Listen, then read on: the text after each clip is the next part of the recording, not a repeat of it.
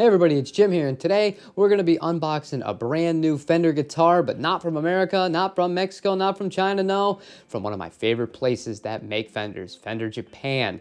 Two guitars behind me, Japanese Fenders, one of which is a real deal, 1982 JV Stratocaster that I have had since I was a kid, and I love that guitar. So when I saw they revamped the line, I had a little bit of interest in it, called up the great people at Alamo Music, worked out a deal, and here we are. So let's have a look and see which one it is. And that'll do it. We went with the 50's JV Telecaster. This neck feels great. Let's get it on the bench and have a closer look.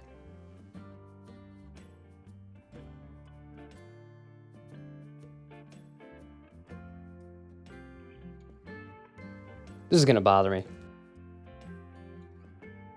All right, that's way better now that we have the plastic off of the pick guard here. First things I'm noticing about this guitar, this is an absolute looker. I love how understated and timeless the Telecaster design is, but I do appreciate that you can see some of the grains in the wood through the white finish here. That's really nice. It reminds me of the Japanese Heritage Collection that is made for the Japanese domestic market. I've seen those on Jazz Masters in person. It's very similar to that. Now, things that make this a little bit different than a typical Telecaster, it does have a four-way selector switch, which is not the most uncommon thing in the world, but one thing I do find pretty interesting when you're in positions 4 or in position 2 here, you have a push-pull on this tone knob that will put it in and out of phase. That should provide us with some cool kind of funky sounds, and you know, I like that style of music, so I'm looking forward to testing that out. These are vintage voiced pickups, and then you just have your 3-barrel bridge. And just real quick, taking a look at the back here, we do have that grain really showing through nicely on here as well. This appears to be a 3-piece body. You have your JV serial number on the neck plate here. That's not always where it was, though, on the original model. Some of them were there, some of them it was actually on the bridge plate itself. Now, the first thing I noticed when I took this guitar out of the bag was how good the neck felt. This has a satin finish on it. It's got a good chunk to it, but it's not quite as big as a 52 reissue Telecaster from America. Let's feel the fret edges here. Very solid indeed, but again, par for the course. I get in a lot of Fender Japan guitars. This is another fine example of one. Another place where this deviates from the original JV lines, hence the modified name. This has a 9.5-inch radius, whereas all the originals were 7.25. This has a bone nut, which is really nice, and one of my favorite features about the Hybrid Series line from Fender Japan that is not available here in America are these tuners that come on this guitar as well. They are the vintage locking style. I absolutely adore them. On first glance, they appear to be just regular old vintage tuners, but nope, they are locking. All right, my first impressions after taking a look at this lovely Japanese-made instrument. It's as advertised. It feels great in the hands. I love the fact that this is even lighter than the Gibson ES339 I just sold. That's pretty impressive when you consider that that is a semi-hollow body guitar, and this is a solid body guitar. Not that Telecasters are known for being heavy instruments, but highlights to me has to be this neck is phenomenal. It feels great. I feel right at home in it already, and I do love the aesthetic, but what's not to love? The see-through grain on the wood, the anodized pick guard, yada, yada, yada. Let's hear what it sounds like.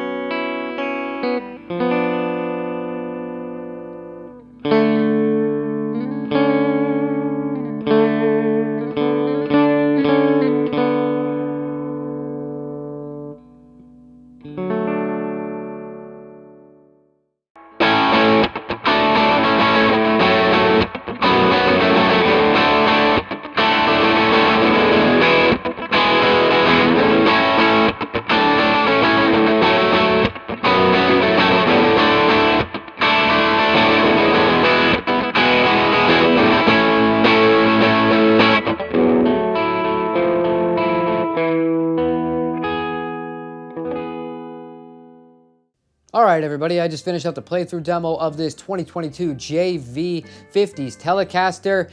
This thing is amazing. Although I do apologize if that demo was a little bit shorter than some of the other ones. I had some serious time constraints and I wanted to make sure that I could get this out to you guys as soon as possible, but I'm sure you get the idea here.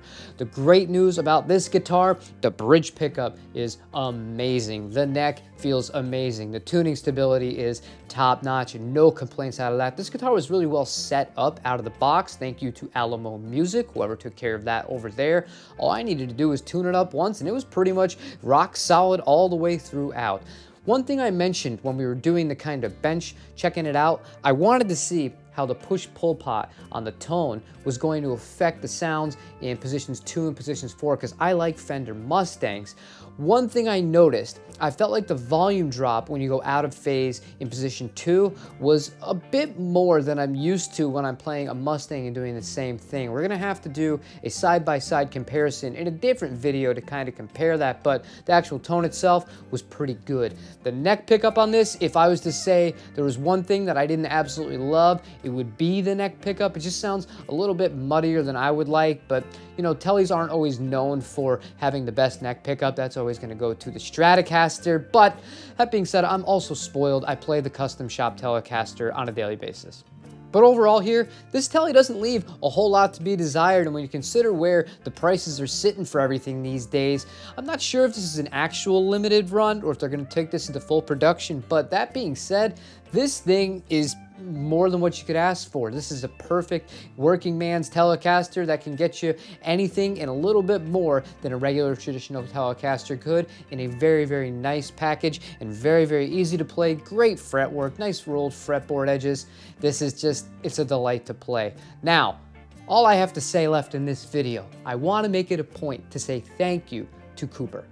I had been talking to Cooper without knowing that Cooper was the demo person on the actual channel, Alamo Music. And I had seen him play before, but I didn't put 2 and 2 together when I initially called them a few weeks ago about a separate matter. When I called back the other day on Wednesday, now you're seeing this on Saturday, I received this guitar yesterday on Friday, so it only took 2 days for them to get to me this guitar. He was just the most down-to-earth, cool guy. Wanted to make sure that I was going to be taken care of and that my needs, more importantly, were taken care of so that I would have the correct instrument for what I required.